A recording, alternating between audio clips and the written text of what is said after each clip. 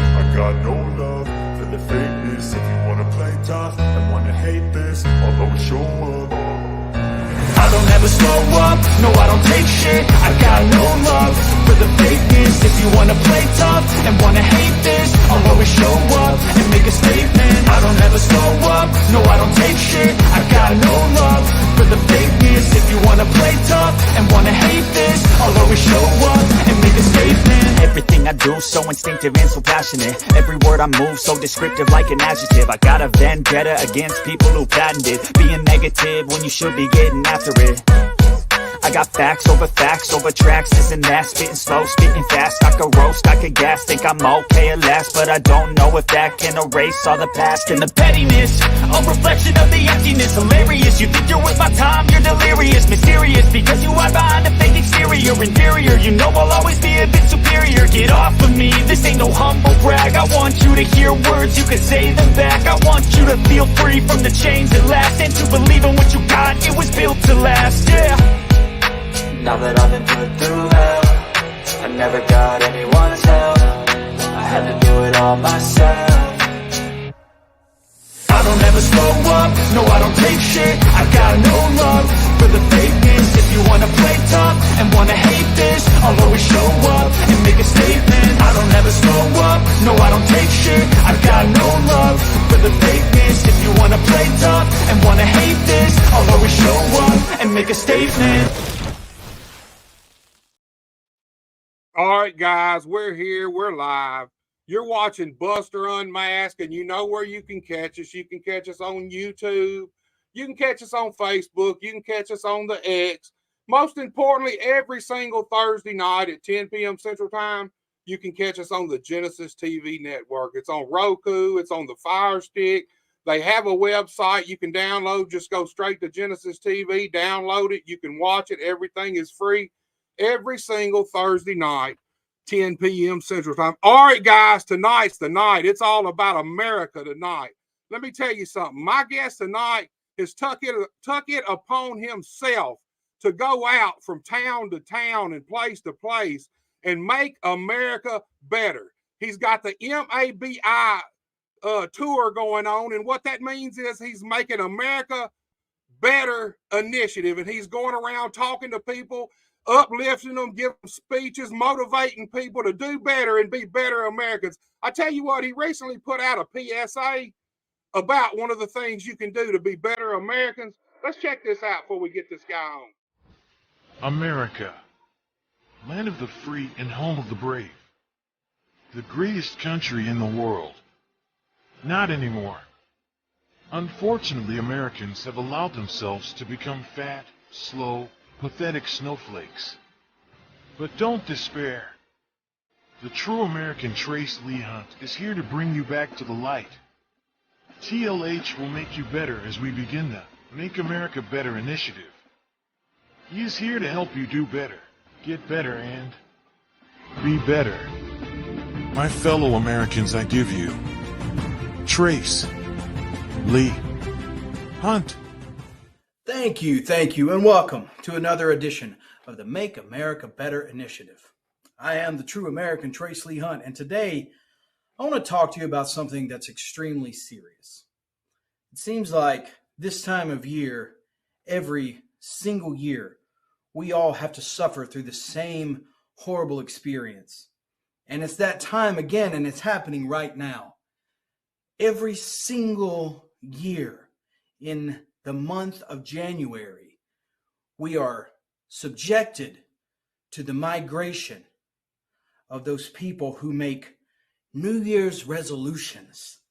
And they come into my gym in their Crocs and their pajama pants and their gigantic cups that have stuff all over them. Like, what is that? What's on the cup? Why do you need a cup that's the size of your leg for the gym? You come in and you sit on the equipment that normal people like me, people who actually need to use the equipment to get better and stronger, you sit there and you text. You text your other fat friends and talk about how hard it is to stay on a diet. Oh gosh, I've been on my diet for 3 whole days now. How am I going to make it? You know what I'm going to do? I'm going to reward my fat face. Because I've been on my diet and I've done so well this weekend, I'm going to reward myself with the exact same things that I'm trying to change in my life. So I ask you, please, do better. Stop going to the gym. There's seriously no point. You're only going to do it for a couple of weeks and then quit anyway. You're not going to lose any weight. You haven't lost it by now. You're not going to. Go ahead, accept your morbid obesity, go to the hospital, and die. So you're no longer keeping me from doing the exercises that I need to do to keep myself this finely tuned working machine. I didn't reach the paramount of perfection by sitting on a piece of gym equipment and texting my other fat friends. So remember, go ahead, stop going to the gym, and get out of my way. I'll see you real soon, pals.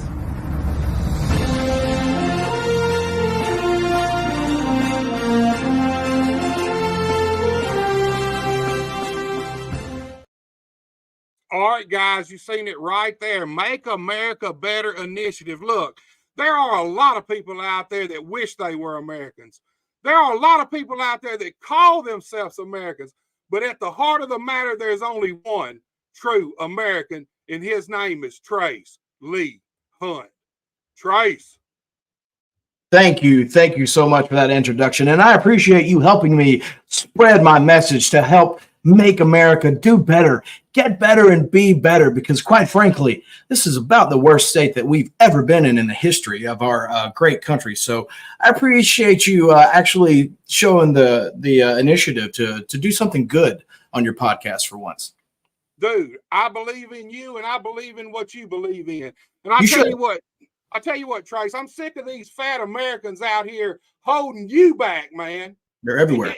It's guys like you said at the gym, sweating but not doing nothing, drinking giant jugs of water but not doing nothing. Well, they sweat anyway. They're going to sweat no matter. They started sweating when they walked from the car through the front door of the gym. That's where the sweat came from. Now they're resting. They're holding up equipment. You know, they're not actually doing anything. But and see, they don't even realize they're holding Trace Lee Hunt back from being everything he can possibly be, dude. I'm gonna be honest with you, Trace. This MABI initiative, I think you ought to take it one step further, dude. I think Trace Hunt ought to run for president, man. Well, you know, I've had considerations with that. I've actually had a few phone calls about people who've seen the videos. A lot of them coming from the Capitol itself, just asking me. Actually, Donald called me the other day. And it was just, you know, talking about all the stuff that he's been going through in the courts and how they've been on this witch hunt to try to stop him from running for president again. And he straight up asked me, if I can't do it, can you do it? And I said, I'll have to think about it because, you know, as much change as I could do and as much good as I could do, man, it's a lot of work to be done. And I just don't know if I want to do it from that seat. But I'm thinking about it. Dude, I think you'd be perfect. Look, man, before we get into Trace Hunt, the man, the wrestler, I want you to talk to me about this Make America Better initiative. Talk to me about the concept behind it. Where you come up with this and the reasonings for this thing, dude. I think it's perfect. I love it. Talk to me about it. That's a great question, Bob. Let me tell you, about a year ago, I was at TupeloCon, believe it or not, the show that's coming up that I'm going to do this weekend. I actually tore my ACL while I was smacking some jabroni around. I can't remember his name, but I actually tore my own ACL. And while I was down for that couple of months, now most people take about a year to go through that surgery and rehab. I had surgery and I was back wrestling within like a month and a half because, I mean, I'm a true American. But during that month and a half time period, I realized that all this time of my professional wrestling career, I had sacrificed time to the military. I was a career fireman. I sacrificed that. I'd sacrificed my body and my health for the entertainment of these morbidly obese, toothless morons that come and watch professional wrestling nowadays. And while I was laying in that hospital bed with my leg filleted open like a fish, I got no phone calls. I got no messages. I got no flowers. I got no visitors. No one came to see me. They had already moved on to the next big thing. And you know what? I started to blame them. And it would have been real easy if I'd have been less of a man. It would have been real easy to say, you know what? Screw those people. It's their fault. They suck. Blah, blah, blah. But instead of doing that, I chose to take the high road, which is where I spend most of my time. I chose to take the high road and help these sad sacks of, I want to help them do better and change what they are. And so a lot of times when I spend my time on the road talking to these groups of people, you have a really good turnover rate for the people who actually make improvements in their lives. You're talking like 20% of people from these seminars will actually make improvements. The other 80%, they just go home and delete themselves, which is still an improvement. So look, man, we kind of know about the Make America Better initiative. Now let's talk about Trace Hunt, the man, the person, dude. Take this. I like to kind of go all the way back, even before wrestling, man. Tell me about Trace Hunt, how Trace Hunt grew up, how you was raised, and then tell me how you discovered pro wrestling. Oh yeah, wow. That's you're going a long way back there, Brandon. That's a long way. Just keep it in the bees, baby. Just keep it in the bees, and we're good. So yeah, born and raised in Mississippi, believe it or not. I've still managed to get educated somehow. I have plenty of degrees, but we won't talk about that. That's later on in the story. Yeah, born and raised in North Mississippi. Two good parents, one sister. We they did the best they could. We weren't rich, but my sister and I never knew it because they took care of us. Went to school here. And then when I turned about 6 is when I discovered professional wrestling. And I'd actually discovered it before that, but I was too young to know because I'm second generation. So I'd seen my dad do it. As a matter of fact, as the story goes, the first night I'd been to a professional wrestling match, I was 4, maybe 3. And it was a night that Dad got color and broke my little 3-year-old heart. Saw my dad, blood coming down his face. And my mother said, that's it. No more wrestling. So for about 4 years, there wasn't any wrestling until we started watching it again on television. And he would still do it, but I didn't go to the events. But man, see, I'm lucky though, because I was in that time period. I was discovering wrestling in the early 90s, right? So right when the Monday Night Wars were about to kick off and wrestling was going to be as popular as it's ever been in our country, that's when I was getting to experience it as a true fan, as a child fan, and go through all that. So I was lucky, man. I wish a lot of these guys that are getting in the business now could have experienced what that was like. And it would open up so many doors and turn on so many light bulbs for them. Right. Yeah. Well, look, man, you kind of discovered wrestling. You said it probably discovered it around 4, really got to watching it around 6 or 7. You came into your own around the Attitude Era. What made you make the leap between just being a fan and deciding, hey, I can take this thing further than that. I want to get in the wrestling business. I want to be a wrestler. How did that come about, dude? Yeah, well, when your old man does it, your old man's your hero anyway. So I'm just a fan. And I guess it was probably around 11 or 12 when it started getting in my head. Well, if he can do it and I love this so much, well, I want to learn to do it. Right. So what do? Of course, you go to your dad, right? Because he's a wrestler. So, a couple of years, I would tell him this. I was still young. When I turned 14, I told him again, I'd been messing around with weights, with football and school and all that stuff. And I said, look, Dad, I really want to do this. I want you to train me. and he said, "Okay, this is your first part of your training." This man comes into my bedroom with a fishing line. Okay, he takes this fishing line and he put it in my ceiling, and it came down to about where my head was. And then he had this little square of sheet of paper that he had cut out of some notebook paper, and he ran it through that fishing line and tied it to that sheet of paper. And he told me, he said, when you can punch that sheet of paper without it moving, I'll train you to be a wrestler.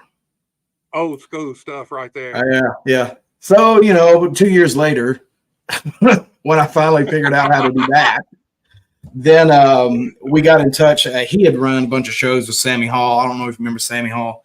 Yes, sir. Of course, yeah. So he had run a bunch with Sammy, and so he talked to Sammy, and it was actually I broke into it with 3 other guys: Joey Jones, which went by Nail back then, Scott Ronan, and Justin Outlaw, who we lost a couple years after that. So the 4 of us all broke in together. We started training with Sammy Hall at the freaking American Legion in Corinth, Mississippi, back when they had shows there. So that's where we started, man. And we loved it. Did it forever. We trained for not too long. I mean, Joey and I were only 16, so we kind of lied about our age. We didn't kind of lie. We lied about our age.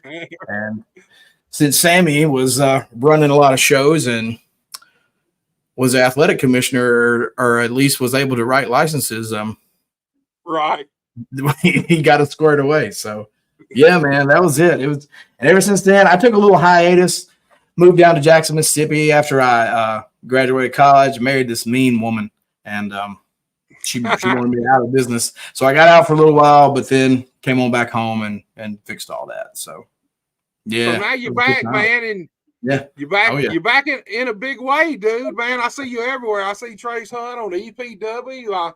I see you at Premier Pro. I see you at. You're going to be at VIP. Is going to have a huge show coming up. It's going to be a great show. I'm stoked about VIP, brother. I'm a little pissed off that the fat bald guy that's been that's hunched over with Diamond Dallas Page and all that crap. He wears an American flag for shorts, which is kind of pissing me off that he's actually even going to be there. And I told him he better not come up there wearing a flag as a pair of shorts, or I don't care if he's crippled or not. I'll cripple him even more. So I hope he listens and heeds my advice, but we'll see. He's a tough old dude, man, and them I'm tough, dude. I don't care. Them American flag shorts are kind of his calling card, dude. I think you're gonna see him in them shorts, man. Well, I heard it was his calling card, but the man didn't invent the American flag. Okay, so let's not pretend like this is his gimmick. Hey, and let's tell the truth. Apollo Creed invented those shorts. Let's come on. If I at least remember that being the first pair of American flag shorts that I saw. You know what I mean? And yeah, so I'm testing him. We'll see. I don't think he will. He may not even show up. I wouldn't show up if I was him. Look, PK Ripper's with us. Says, "What's up, guys? What's up, PK? Glad you're with us." So look, man. There's some people. Look, not me, but there's people out there that kind of say this true American thing is all gimmick, but I don't believe that because, man, like you said, you've been a fireman, you've been a soldier. Talk to us about these things, man. Talk to us about being a soldier for sure, man, and what that meant to you to serve your country, dude. Well, it was very important to me. I was very young when I joined up. Not as young as most guys are when they join the military. I waited till after college. I got into that. It was post 9/11, and I think a lot of us joined up post 9/11 for obvious reasons. You just felt that calling. So, yeah, it was everything that you think the Army would be. It's everything like that and more. There's a lot of suck that you got to embrace, and a lot of sacrifice and being away from people and all that sort of thing. But it's not something I would ever change. I'm glad I did it. It taught me a lot. It made me a better person. It also taught me something that's really important for me right now. It's not to let the people who need help go without help. So like all these people, all these morons that come to Boonville, on their child support, and you got the 16-year-old girl with 4 kids and 3 baby daddies, and the one kid don't even know who his daddy is. You got to help these people. You got to help them. You got to tell them what to do, and you got to break it down simple style. You know, you got to break it down to Barney style so they'll understand what they're doing wrong, because they don't get it.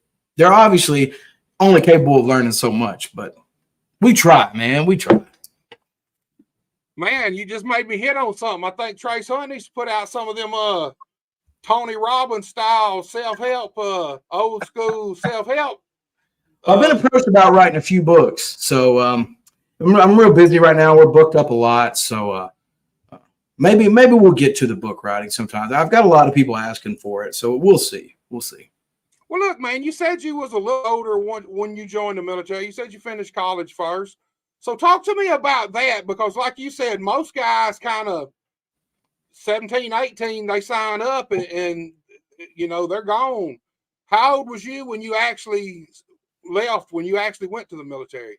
Oh, man, I was 23, 24.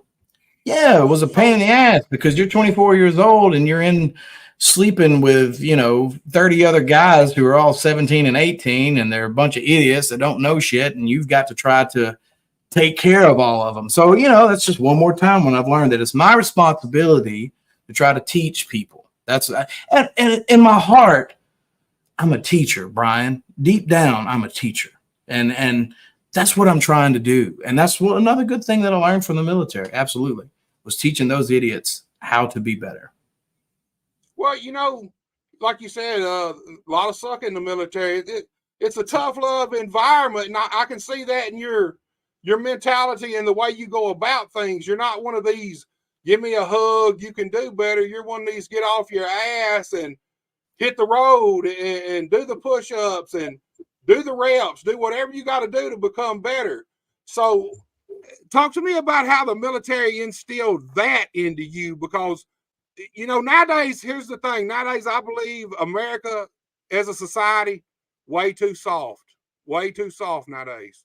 Oh yeah, absolutely. Both physically and metaphorically. Like it's right. You just push on people and they're squishy. It's absurd. And in the military, they don't give you a choice. You either get hard or you get out. I mean, that's all you got. The good thing about it is they make sure that they put you through enough to where you don't have a choice but to learn, but to get better. I just think we need to do that with our country. Hell, if it was my opinion, it is my opinion. If it was my choice, I don't think that you should be allowed to vote unless you serve in the military. I think there's a lot of rights that you shouldn't have in our country unless you served in the military. Did you know, speaking of voting, did you know, and this is a statistical fact, that not a single Democratic president would have won an election if women were not allowed to vote? Did not know that. Statistical fact, just putting it out there, not saying anything either way, not trying to get you canceled on your show. Statistical fact. Dude, I ain't worried about being canceled. There ain't enough of us to cancel, dude. Hey, those 4 people are important. Hey, they are, man. They are, man. Hey, every view counts, dude, is the way I look at it, man. Right. Every view counts, man. But I will tell you this, man. I think you just probably gave me the greatest sound bite I'm ever going to get for this show, dude. Do you know what it is? Which one? Well, that's what I'm asking you. You can't miss it, man. Hey, it's the military. You either get hard or you get out, man. I think that's the best damn fight in history. That will probably be my next T-shirt that I make is "Get hard or get out." So look, I think dude, that's fantastic. You went to your dad. He kind of look, the paper thing. That's old school, man. Oh yeah. Look, it's still a pain in the ass. I bet if we hunt, I don't know. I would like to think I could still do that. I haven't done that in a long time. I would like to think I would still do it, but I wouldn't put money on it. Door frames was my thing, dude. Anytime I walk by a door frame when I was learning, man, I'd punch that door frame, and dude, you learn real fast. You break your knuckles on the corner of a door frame with ease, man. That's what I figured out too. I was lucky that he did the paper deal instead of the brick wall deal. You punched that wall, man, without breaking. So look, talk to me about your dad for a second. Tell us a little bit about your dad. Oh man. Well, for starters, he's like 3 times my size. I don't know what the hell happened to me. He was just this massive, massive human being. I should have sent you a picture of him. I got some pictures. But you know, he was this massive dude, but like super nice, like super gentle, and like which you know, somebody his freaking size, you had to be. Right. So he got into it. He met the Novak family, so he got into it through the Novaks. He did some tagging with them, and of course, they were always heels. And Dad has perpetual baby face, man. Like it's he just can't do it, you know. And he didn't cut a lot of promos, so of course they put him under a hood. But when you put that mask on him, I know. When you put that mask on and you got that size, you ain't got to say nothing. You are scary, and people are afraid of you because one of the things he did 2 moves that I loved the most. He would do that hip toss out of the corner, and man, I don't think he ever did one without who he was working hitting the other turnbuckle. Right. I don't think it ever happened. And then back when people would do backdrops, he would still do the back body drop. Now I was lucky enough. I got to work my dad one time when I was 20 or 21, and he was getting out of it. You know, he was on the back end, wasn't doing it a whole lot anyway. And I took a backdrop from my dad, and my God, I didn't think I was ever going to land. It was fantastic. I wouldn't trade it for nothing. But yeah, so he did that for a long time. It was all the tri-state area that he stayed in. You know, he didn't travel too much. Right. It's interesting though. His first set of gear was red, white, and blue. Now I don't know what kind of coincidence that is, but it's a true story. Dude, I'm a big believer in fate, man, and you know sometimes fate takes its own path, man. And oh yeah, it sounds a little coinky dinky to me, man. It's meant to be, man. So look, you know, man, no, go ahead. No, go ahead, Trey. I was just gonna say, you know how this is. If his knee, you know, he has no knees. He has Terry Funk knees. I mean, there's nothing there now. So right. If it wasn't for that, he'd still be doing it. Right. It's hard to stay out, man. It's hard to stay. I've been lucky, man. I've actually stayed out of the ring, dude, but I couldn't stay out of the business, man. I left for about 10 years, man, and it stayed in my mind the whole time, man. It just did. So look, man, talk to me about your very first actual match you had, dude. Oh God. Oh, the first match I had. Well, the ring broke during the match. Welcome to wrestling. Yeah. Oh God, it was in Corinth, Mississippi, at the American Legion building, and it was against my best friend Joey Jones. He went by Nail at the time. He was fucking a huge Cactus Jack Mick Foley fan, and I was huge Bret Hart. You know, I was always a Bret guy. So completely different styles.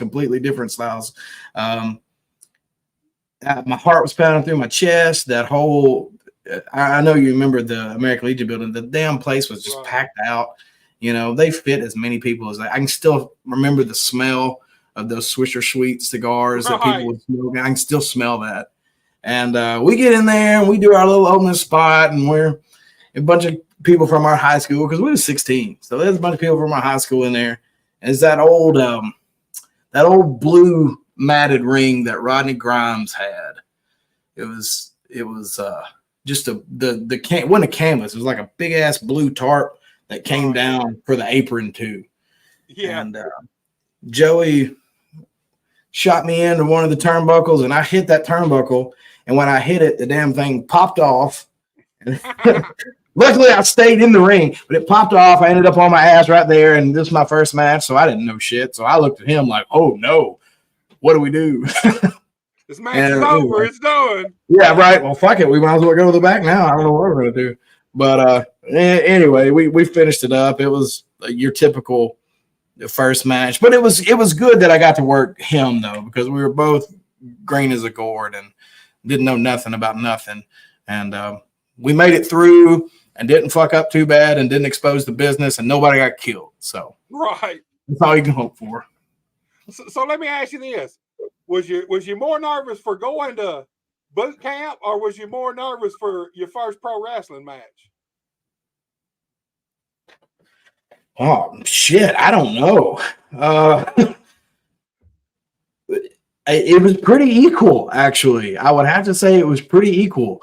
Now, after the match, I was much happier than when I actually got to basic training. That was a better experience. But yeah, I think it was pretty close. Now, like I said, it helped being that it was with Joey and we were, we were good pals, and since like we were kindergartens, Head Start actually, but so that made it different. But yeah, back then when you went to basic, they still did the shark attacks and all that shit, and that was terrible. So I was equally nervous, believe that or not. That's the truth. But I still get nervous. Dude, man, look, I get nervous before these podcasts, and I do these all. I do, dude. Look, Yeah. I had Don Bass tell me when I was first breaking in. He said, "Look, if you ever lose them butterflies and them nerves, you might as well get out because you don't care about it no more." Absolutely. He told me the same thing, and I told Maddie that when she got into it, and I tell everybody I meet for the first. That's some of the best advice I got from Don Bass. So, speaking of Don Bass, did you ever get to make one of those trips to Jericho and get in that Don Bass ring at his house? I never got to go to that. I hate that I didn't get to go. I would probably be walking with a limp right now if I would have got to go.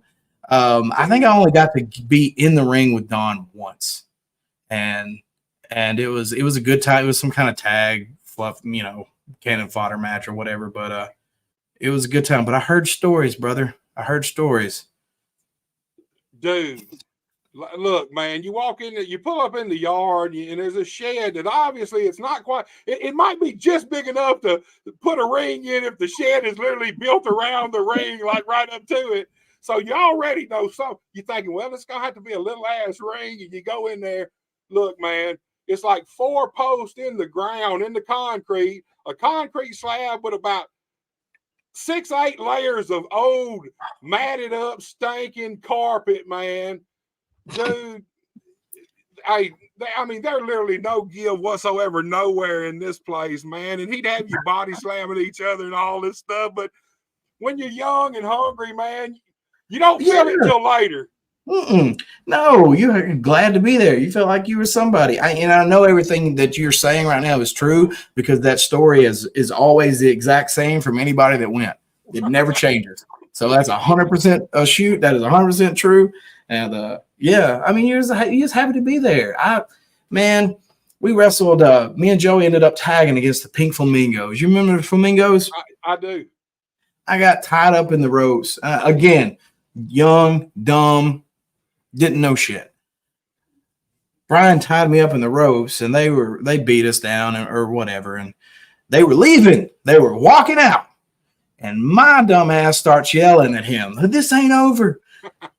He took that fucking flamingo, brother, that plastic pink flamingo, and he hit me like 6 times over the head with that flamingo. I had no idea a plastic flamingo could knock you out like that.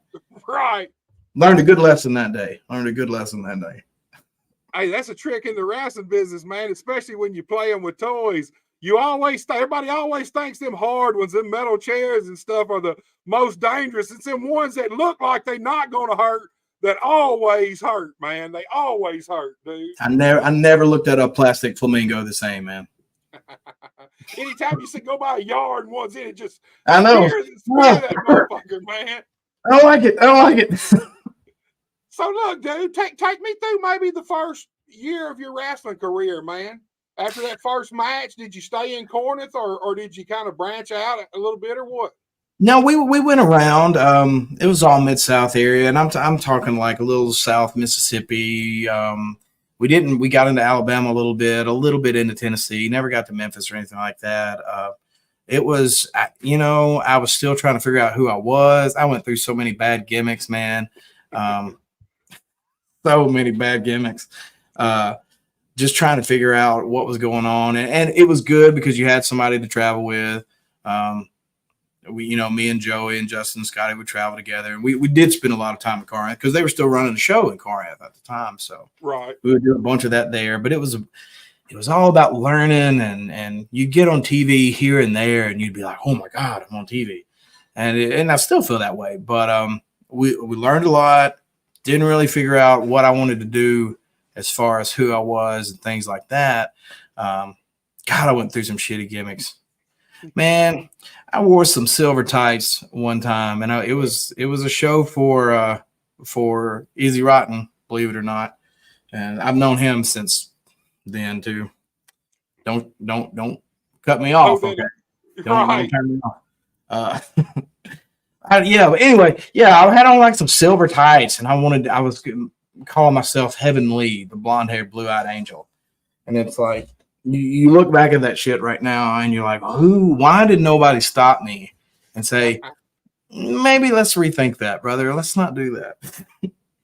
Dude, that's the business. That's how you evolve in this business, dude. Hey, if you'd have never done all them stupid ass gimmicks, you would have never made it to become Trace Lee Hunt that we see today. Every one of them got you to where you're at, dude. And so talk to me about that. How long did it take you from the time you started to actually kind of start evolving into the guy we see today? Well, you're always told when you're trying to find your gimmick or your personality, you've got to have an element of truth in it. Right. It's got to be like who you are, just amped all the way up. And my whole life, I was a comic book nerd too, and Captain America was my favorite comic book. So I even got there's a picture of me in one of my high school yearbooks where they call me Captain America. So, but the whole American gimmick just seemed too on the nose.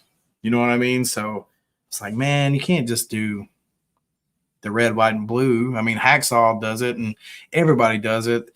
It's the Patriot, and then you got into Angle, which he did his own thing with it. Which, right? Thank you, Kurt, because I appreciate what you did. Gave me some inspiration.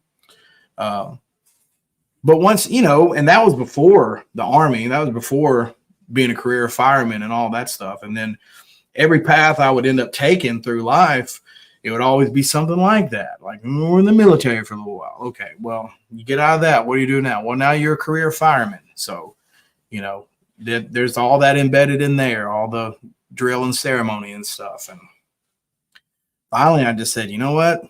This is what I do anyway. Let's just put on the stars and stripes and see what happens. And I was lucky at the time. There wasn't a lot of it going on where I was as far as somebody using the gimmick. Right. And it caught on. It caught on. Of course, I was a babyface and perpetual babyface. I've always been a babyface. Oh, dude. That's we're gonna get there too, man. We're gonna get to, because I was gonna ask you about that, man. Where did the switch flip? But dude, once again, I think all that's fate, dude. And here's the thing: in wrestling, it's easier to be you than it is to try to be anybody or anything else. Yep. If you're marketable, then your best bet is to accentuate who you are, your personality, because Dusty Rhodes, all these guys, Ric Flair, all these guys are pretty much who you've seen on TV. Right. That's inside them. So that's why these guys are such iconic superstars, is because you're not trying to pretend to be something. Look, take the Undertaker, for instance. Obviously, when that gimmick first come about, it was pure gimmick. But over the years, he evolved into becoming the Undertaker. Now him and the name and the gimmick synonymous. Yep. And anytime you can take parts of you, man, you're going to be more successful in the wrestling business. And like you said, it took off. It took off because people were starting to get the real Trace Hunt. That's you're exactly right. And I tell Maddie this all the time, which of course, I train Maddie and we live together, we travel together. And so we're always talking about wrestling. We're always watching wrestling. And like you said, Dusty, he really was the son of a plumber. That's a shoot. Ric Flair, whether you want to believe it or not, he really did all that stuff that he talks about doing. Okay, that's how that man lived his life. That was all a shoot. It's what he was. So, and I tell her the same thing. When you lie to people and you're up on a stage, and that's what that ring is. It's elevated because it's a stage. When you lie to people, they know you're lying. And if they know you're lying, they're not going to listen to you. They're out of it. And whether you're on cutting a promo or you're in the ring or whatever, if you're lying and you know you're lying, they're going to know you're lying. So how do you fix that? Don't lie. Don't lie. Right, look, be you. Turn it up. Be yourself. Bill Dundee. We talked about Don Bass. Bill Dundee told me one time, he said, look, he said, when you walk through that curtain, if you don't believe who you are, how the hell do you expect them fans to believe who you are? And that's something that there's certain things that you hear through your wrestling career that stick with you, that not just stick with you, they burn, etch into your brain. And that's another one, man. From the minute he said that, of course, I was already somewhat like that myself anyway. I was even under the hood and stuff. That was just a different, that was a part of who I really am and could be if I wanted to be.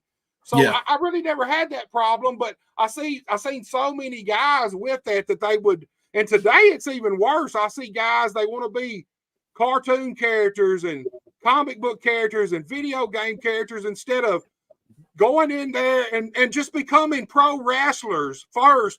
And usually what I tell young guys, you don't need a gimmick when you start out. You need to hone your craft. Over time, the gimmick will come. But and that's part of the problem, though, Billy, with all these guys. That's part of the problem is they don't know who they are. They don't know who they are. So how can you create a gimmick based, and I know I'm getting a little deep right now, but how can you base a gimmick off of yourself when you don't know who the fuck you are? You don't know who you are personally. You haven't had enough life experience to know who you are. That's when you do the old school deal and you say, here, kid, put this hood on. You're going to be this guy under this mask until you figure out who the hell you actually are. Because until you know that, don't come to me with I'm kind of being an asshole right now, but it's the truth. Don't come to me with a gimmick that you want to be. I want to be this guy. I want to be Billy Bob Supernova, and I want to have spiky hair, and I want to jump out of a cannon. And does any of that like who you actually are? Have you ever jumped out of a cannon? Are you from the circus? Where you come up with this shit? Like you said, I saw it on a video game. Well, okay, well, nobody's gonna believe you. Right, man. I'm with you 100%. Look here, Terry. Now you're a huge part of EPW. Huge part, man. You're always featured on EPW. Oh, hold on. Let me stop you real quick. My name is Trace Lee Hunt. Okay, it's on you can look. It's all over. It's above us. It's down there. I know it's probably difficult to read, but I'm not going to insult you right now. Dude, I'm from Arkansas. Do better. You know I can't read, man. I need you to take me under your wing, man. That's what I need. I need to be a better American, dude. I do. I am 230 pounds of American muscle, red, white, blue, tattooed, and bald like an eagle. And my wings are only so big, my brother. They're only so big. Dude, my head is bald like an eagle line. Let me tell you something. I was going through some of your promos, man. And when you said that line, me and my wife both popped immediately. That was the line that jumped out above any and everything else because it fits Trace Hunt, the true American. I'm bald like an eagle. Fucking awesome, dude. One of the fucking best lines I've ever heard, my friend. I'm going to be honest with you. Thank you, awesome. Sir. Look, dude, we got Eric J with us. Eric's my dude, man. He said, what's going on, guys? Enjoying the show as always. Buster, Eric, I appreciate you watching, man. You know that always. I appreciate everybody's support. So, look, Trace, let's talk about EPW for a little bit because, man, EPW is growing like a wildfire, dude. You being a fireman, it's growing like a wildfire, man. Talk to me about what it's like to be part of EPW. This new, exciting, growing version, man. It's getting bigger and bigger every single day. It is, and it is, and I'll tell you, man, it's been a pleasure to be a part of EPW. I've worked for EPW in multiple iterations. that building. I mean, it's the longest running, Mississippi's longest running wrestling show. And that's a shoot. It is. And I've been through a lot of iterations, and it was a pleasure to come back and start my career back with them. I was on the first TV show that we actually had once we started doing television. And the key to it, brother, is I don't know if Neil Taylor did it on purpose. Some of it he did on purpose. Some of it just happened to fall into place. But he's put together a locker room that's one of the more special locker rooms that I've ever been a part of. You've got multiple guys, and when I say guys and girls, people that will come to that building early. And I don't mean 30 minutes early. I mean, call times at 5:30. The doors are open at 12. Okay. And you've got guys coming in, working on their stuff, not just what they're going to do, working on their stuff, working on the matches they're going to have, working on their gimmicks, talking to other people, talking to the guys who have been there a long time. You've got this camaraderie, this family. And there are a few shows around the Mid-South that I've been lucky to be a part of. And there's some good shows running, and there's some shows that are on television. But I'll tell you this, the only time in a locker room where I felt like I was with a family was at EPW. And I think that's the core of what is making it go so well. Now, don't get me wrong, Neil Taylor and Gary or Izzy Rotten, they're working their ass off. Okay. They're constantly working. There's some other people too. The people that work at the building, I'm not going to go down the list, but they know who they are. Some of them don't want to be mentioned, but they are constantly digging in, and that spread, right? So now you've got wrestlers who are constantly cutting promos at home and sending them, keeping their promo pictures updated, keeping the social media stuff alive and sharing it when they're supposed to. And when you plant that seed and everybody starts to work together and you feel appreciated for being there, it's not just a, come in the door, this is what you're doing, all right, see you later. You don't even get a hot dog and a handshake anymore. Handshake anymore. You don't, there's nothing, oh, well, you get exposure. Yeah, okay, I get that, but it's 2024. Exposure is not what it was back when that was actually a viable saying. You know what I mean? Right. You can get exposure in all kind of ways now. You can get your own exposure. There are people who sit at home at their little desk and film videos for fucking TikTok, and they make thousands of dollars. That's exposure. Right. But anyway, back to EPW. It's that core group of people that care, and you've got people who will reach out to other workers across the country and like, hey, I don't run the show here, but let me put you in touch with the booker because I'd really love for you to come to EPW and work this show. And that whole thing that they have built and we have built and Neil and Gary have built there, it's definitely special. And that is the reason that it's spreading like it is. It's one of those things you always hope that you can be a part of, that you can, and I don't know how big it's going to get. It may get huge. It may stay what it is. I don't know. You don't know, but for us to be a part of what it is right now and to see it evolve just over a 3-year, 4-year period. I mean, we went from just having house shows to being on multiple TV programs and Roku and EP and YouTube and things like that. Just to watch that evolve so fast, it's something special, brother. It's something special, and I'm happy that I was there from the beginning and still get to be a part of it. Dude, look, I know for a fact, camaraderie in a dressing room is everything to a wrestling show, and it starts with the leadership. If you got a guy leading your locker room that's a miserable leader, everybody on the show is going to be miserable, and the fans are going to be able to tell that there's something all to. They may not be able to put a finger right on it, but they're going to be able to tell that these guys aren't happy. go the other direction. You got a leader who takes care of his guys, takes care of his product, and the guys can respect, and they do respect. Man, that's when, like you said, EPW's taking off, and that's the reason why I 100% believe when you get the right dichotomy in a dressing room of the right leadership and the right camaraderie between the talent and the boys, dude, that's when wrestling becomes magical. That's what it is. And yeah, and the other part of that is you don't realize as a promoter or a booker or whatever you want to call it, these guys in your locker room, they have other aspects to them than just wrestling. So, you know, all right, I'm running this show. I've been treating my guys good. My sound system went down. Oh, it's okay because this guy has a $2,000 sound system because he's a DJ. He just brought it up there. You get to use that now for no cost because you took care of that person. Right. Oh, well, we need to retape the ropes, but I don't have the time to get the tape or the.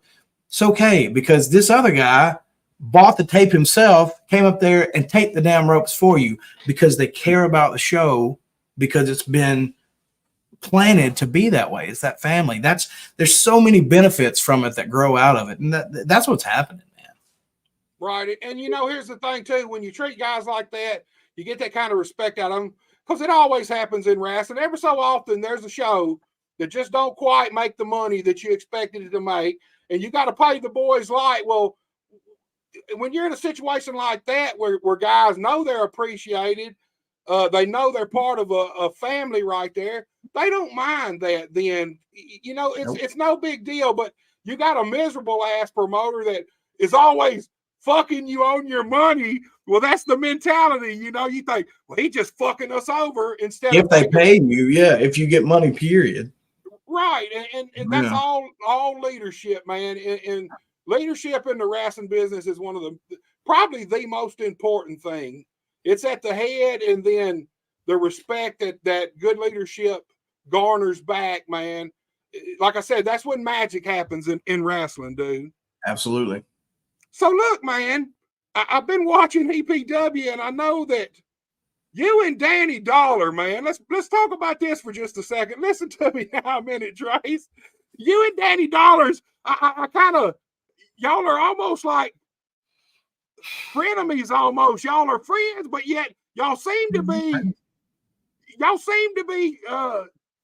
causing each other a lot of problems, man. A lot of issues, costing each other matches, dude. Well, no, absolutely. You must be watching the wrong show because that's not what's taking place. Okay, Danny is my best friend. Okay, and he's not. Danny's incredibly athletic. He's a great wrestler. He's not the brightest crayon in the box, but that's okay. Okay, because I know that about Danny, and I'm willing to look past that because we're friends. You know, he did. Do some things that I don't understand. I did ask him to help me in one match, and when I went to, I was getting a title shot, and I needed his help. And when I went to the corner, he wasn't really there for me, and I was a little upset about that. So, and then I was trying to help him in a match, and the referee was looking at me and thought I did something, which obviously I didn't because I wouldn't do that. And then he kind of felt like it could have been my fault, but I explained all that and he was fine. So the only problem right now, I'm a little worried about Danny because I've called him a few times and I'm not really getting an answer. And I haven't seen him in a few weeks and I don't know where he's at. I hope he's okay. You'll have to check out Saturday's episode of VPW. And the next couple weeks, but I don't know where Danny is. If I'm being 100% honest with you, he's not returning my phone calls. I did call some members of his family, and they said they would pass along the message. I sent him an email. I Facebooked him. I did Instagram him as well. I did TikTok him too, just as a message though, and I even MySpaced him one time, and he didn't answer that. So I'm not sure what's going on. I mean, it's fine. Everything's fine. We're still best friends, but I'm not real sure. I mean, I'm sure he's probably just busy. I mean, Danny does it. He goes to the gym a lot. You know what I mean? Like he spends a lot of time in the gym. And I know he had like a hair appointment one day that he's probably going to. So Look, I don't know, but we're still friends. Well, here's the deal, man. I actually had a word with Danny today, man, and he seems to feel. Well, you talk to Danny? Dude, I just a quick. Didn't even talk like voice, just a message, But and I asked him. He knew I was gonna have. I told him I was gonna have you on tonight, and I kind of wanted to know about y'all situation. And man, he kind of feels like maybe you're a little bit jealous because maybe you don't want him to have the spotlight. You want it for you, dude. Well, I mean, okay. Well, first of all, I would like to know how you got in touch with him so I could also try to use that that channel to try to talk to him. I'm not jealous of Danny. I mean, my God, I'm the true American, Trace Lee Hunt. I'm the paramount of perfection. I'm not jealous of my best friend. I mean, who does that? Nobody gets jealous of their friends. I don't even know why he would. I don't even know why he would say something like that. It makes me feel like I need to talk to him, but he won't answer my phone calls. So at the end of the day, man, you two guys are buddies. Y'all been buddies. Best. You know, I seen the Crossroads Cup thing, and y'all both kind of, y'all really kind of eliminated each other in a sense that each one of you had a hand in the other one kind of being. Well, not exactly. Now, Danny had let himself get into a situation where he was over the top rope on the apron. And I told him before that match, I said, don't do that. Don't go over the top rope because you will lose. Because that's how you lose. And I told him that. And so he put himself in that situation. I was trying to help. And then, you know, someone hit me from behind. I don't really know what happened there, but if he had never ended up on the ring apron, the situation doesn't exist. And I told him that, but I forgave him. I forgive him. I mean, he cost us both the Crossroads Cup. I mean, I won the first. That's actually the first Crossroads Cup right there behind me. See, I've already won one. He hadn't won any, and I was trying to help him. And if it would come down between he and I, it probably would have been me, but it could have been Danny. And he could have had one of these too, you know, and I wanted that for him. But you can't go over the top rope in a battle royal. I mean, that's the rules, Danny. So I don't know. I was trying to help the man, and it didn't turn out that way. But if he hadn't done that, he'd never been in that situation. But I forgive him. Well, look, dude, I wish you and Danny's friendship all the best. I hope you guys get on the same page like you need to be. But look, let's talk VIP Championship Wrestling, man, coming up. Butterbean, you mentioned this guy a couple times. He's going to be at this show, man. Matter of fact, I actually got a promo that you cut about Butterbean. You want to kind of go back in time and watch this thing? Oh, please. Absolutely. Let me get this pulled up right here and we can let everybody see. Yeah, I stand behind everything that I say. I will back it up 100%. All right, dude, here we go. Thank you so much for stopping by. As you all probably know, I am Trace Lee Hunt, the True American. And I just wanted to take a second to make sure that you knew about VIP Championship Wrestling coming to Tupelo, Mississippi, to the Tupelo Furniture Market on March the 16th. I'm going to be there, and that's really all you need to know. So come on down and see a true American in action. Unfortunately, what you'll also have to see is a truly large American. Mr. Bean. Can I call you Butter? How does it work? Is it two names or is it a one name thing like Cher or are you just Butter Bean? It's a disgrace for you to come to Tupelo, Mississippi and step into a wrestling ring. For starters, you're only famous because you punched a wrestler and knocked him out in a boxing match. He's not even a boxer. Are you proud of that one, Butterball? Secondly, don't you dare show up to Tupelo, Mississippi, wearing my American flag as a pair of boxer shorts. How embarrassing. Now, don't get me wrong. I will be the only true American in Tupelo, Mississippi, because there aren't any. There's a bunch of fakes and posers. But I'm there to show them how to do better, to get better, and be better. And I can't do that if Butterball is in my way, soaking up all the oxygen. And let's face it, all the room in my ring. So I'm telling you, Butterball, stay clear of Trace Lee Hunt, because you may be big and you may be a great boxer, but I am 230 pounds of American muscle, red, white, blue, tattooed, bald like an eagle, and I am the paramount of perfection, my friend. So stay clear of me in Tupelo, Mississippi on March the 16th. I'll see you real soon, pals.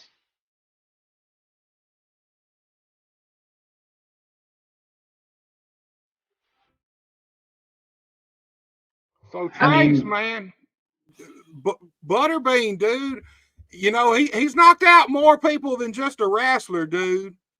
I mean, I understand he's a little older, maybe a little more out of shape, but the one thing that a fighter never loses is their power. So what happens if he puts that fist upside your head, man? Oh, okay. Well, let's slow down a little bit here. Okay. First of all, I'm not really sure how much power Butterball had to begin with. Okay. I've seen a few things of his just in passing.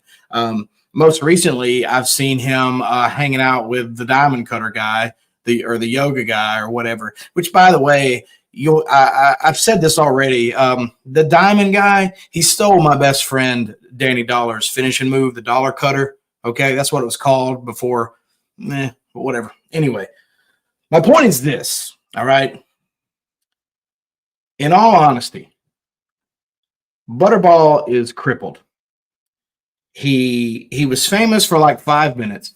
Yes, he's had a lot of knockouts, but I guarantee you his sugar is higher than the count of his knockouts, okay? So I'm not really concerned about him. I'm just putting out information for anyone who's coming to VIP, which is a lot of people because I'm going to be there. I want them to know that they're going to be exposed to something as difficult and unattractive to look at as Butterball. I want them to know that. And if he decides that he wants to step in a wrestling ring again and try to knock out this wrestler, well, I'm afraid he's going to be really surprised about just how bad his back can hurt even after doing DDP yoga. Man, dude, I'll be honest with you, man. The man's knocked out a ton of people, dude. And here's the thing. My dad was a boxer. All my uncles was boxers. The last thing they lose is that power. They don't have that quickness and speed no more and that snap, but that power is always there, dude. Yeah. And he's been in a wrestling ring before, too. It's not going to be like it's new to him if y'all cross paths at VIP. Well, he even remember the last time that he's been in a wrestling ring? I mean, type 2 diabetes can make your brain not work properly. You know what I'm saying? He may not even know where he is. And yeah, maybe, you know, a boxer's the last thing that goes in a boxer's is punch. I get it, but let's be honest, okay? He's got to actually get into the ring to punch me. So, I mean, is that even going to be possible? The guy just needs to come in, sit at his little table, sign his autographs, and then he needs to leave because he has no business in a professional wrestling ring, especially with somebody like the true American Trace Lee Hunt. There's just no point. There's no point, Butterball. Stay away from me. It's for your best interest because when I'm done with you, you're going to need a lot more than yoga to fix it. So dig this, Trace. You bald like an eagle. Yes, sir. Butterbean's bald too, but what is he bald like? If you're an eagle, what is Butterbean bald like?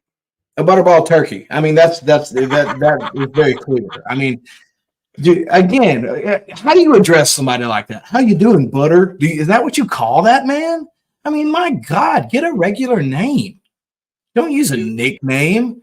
Use your actual name. I can't address someone that's first name is Butter and last name is Bean. I mean, my God. It's a disgrace. It's sad. But again, that is par for the course for our country right now. Well, look, dude, VIP, it's a once a year show. It's always an off the charts, huge event. So talk to me about being a part of this big event, man. It's going to have Austin Idol, Kay Toomer, Marco Harris.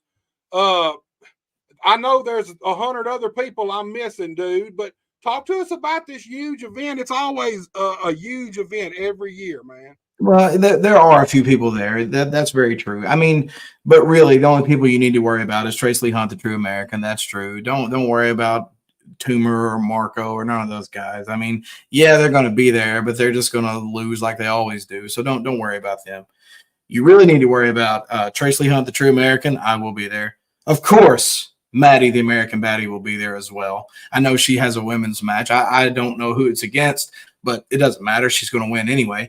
And then Hollywood Jimmy Blaylock, of course, is going to be there. And you don't miss a man who's been on Conan O'Brien and all of these other daytime and nighttime talk shows. And I mean, the man is he's a famous legend.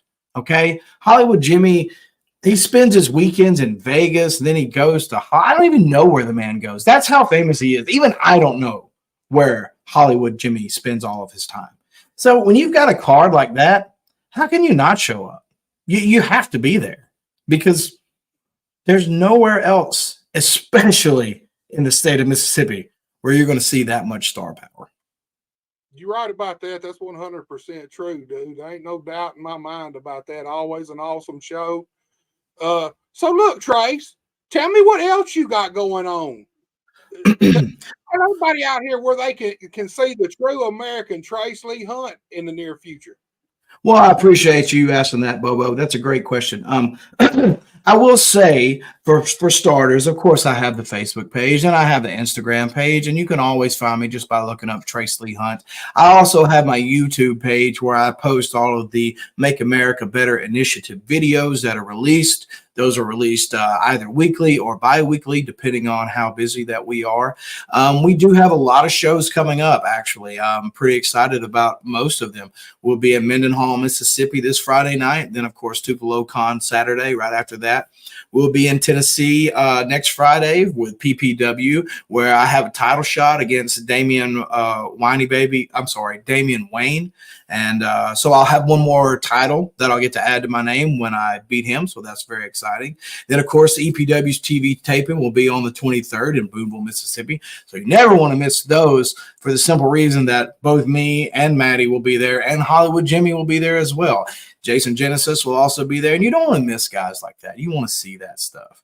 Then coming up in April, we'll be in Dyer, Tennessee for PPW. We'll be in Michigan City, Indiana, up by Lake Michigan. We're working for a company called Brave Championship Wrestling, which actually, and I will put her over, Maddie, the American Baddie, has a women's title shot on April the 13th up there. So that's very exciting. Then we're going to Greenwood, Mississippi after that. And then we'll be in Yorkville, and then we'll be in Sanford, and then we'll be in Panama City, Florida the weekend after that. We'll be in Nashville the weekend after that. There is so much. We just constantly stay on the road, and we constantly stay busy, not only to spread the word about how to make America better with the Make America Better initiative, but also to teach these idiotic, pitiful, wannabe wrestlers how to do better, get better, and be better, and just to improve the overall quality of professional wrestling these days. So yeah, definitely check me out, check her out, check us both out. Look at all that stuff. We're going to be all over the country, and can't wait to do it. Man, y'all busy, dude. I don't see how y'all do it, man. And speaking of Maddie, dude, I have to get her on here sometime, dude. I would love to have her on, man. I love her style. I love what she does, man. Well, she's a very impressive wrestler. I will have her people contact you. She's a very busy woman between her wrestling and her podcast, and she does a lot of modeling, and she has a lot of social events that she attends as well. And she has a lot of obligations, but I will definitely see if she can squeeze you into her calendar. I would be very careful about the things that you say to her, because consider her like royalty is how you should treat Maddie when she comes on your show. But I will definitely have her people call your people. Dude, I'd appreciate it. Put in a word for me, man. I'll do my best. I know your word carries a lot of weight, man. And look, Trace, it has been my pleasure, dude. I've enjoyed the hell out of this. And dude, I know you have got your work cut out for you with this Making America Better initiative, man. I'm with you 100%. If you need me on your campaign trail or anything, you just let me know, dude. I'm all about making America better because we need it, man. Yeah, well, you may be right. My cabinet's pretty full right now, but we'll keep you in mind. Look, hey, just put Bob down, man. That's me. I'm Bob H.R. Johnson from this point on, dude. Just put me down. Look, Trey, all bullshit aside, loved it, dude. I appreciate you so much for coming on, man. And it's been 100% my pleasure. Thank you for having me, brother. You take it easy, man. And y'all have a great night. You too, man. All right, guys. You seen it right there. The true American, Trace Lee Hunt. Go check this guy out. He's all over the place, man. Mississippi, Tennessee. Go check him out at any of these shows he's on. Entertaining guy, hell of a wrestler. Always puts on a great show. Look, guys, tomorrow night, 6 p.m. special start time. I got main event Bradley and Big Nasty Phil. And Big Nasty Phil's bringing that 9-finger death punch with him. Tomorrow night, 6 p.m. Remember that special start time. It's early. 6 p.m. Do not miss it. And then Thursday night, we're going to have the show that we were supposed to have yesterday. I had some issues come up. I had to reschedule. Blaze Ray will be here Thursday night, 7 p.m. like always, and we're going to talk wrestling. Guys, I want to thank each and every one of y'all for tuning in, for interacting with us, and just for watching the show and y'all support. Till tomorrow night, y'all take it easy. I don't ever slow up, no I don't take shit. I got no love for the fakeness. If you wanna play tough and wanna hate this, I'll always show up. I don't ever slow up, no I don't take shit. I got no love for the fakeness. If you wanna play tough and wanna hate this, I'll always show up and make a statement. I don't ever slow up, no I don't take shit. I got no love for the fakeness. If you wanna play tough and wanna hate this, I'll always show up and make a statement. Everything I do so instinctive and so passionate. Every word I move so descriptive like an adjective. I got a vendetta against people who patented being negative when you should be getting after it. I got facts over tracks, this and that. Spitting slow, spitting fast. I could roast, I could gas. Think I'm okay at last, but I don't know if that can erase all the past. And the pettiness, a reflection of the emptiness. Hilarious, you think you're worth my time, you're delirious. Mysterious, because you hide behind a fake exterior. Inferior, you know I'll always be a bit superior. Get off of me, this ain't no humble brag. I want you to hear words, you can say them back. I want you to feel free from the chains that last, and to believe in what you got, it was built to last, yeah. Now that I've been put through hell, I never got anyone's help. I had to do it all myself. I don't ever slow up, no I don't take shit. I got no love for the fakeness. If you wanna play tough and wanna hate this, I'll always show up and make a statement. I don't ever slow up, no I don't take shit. I got no love for the fakeness. If you wanna play tough and wanna hate this,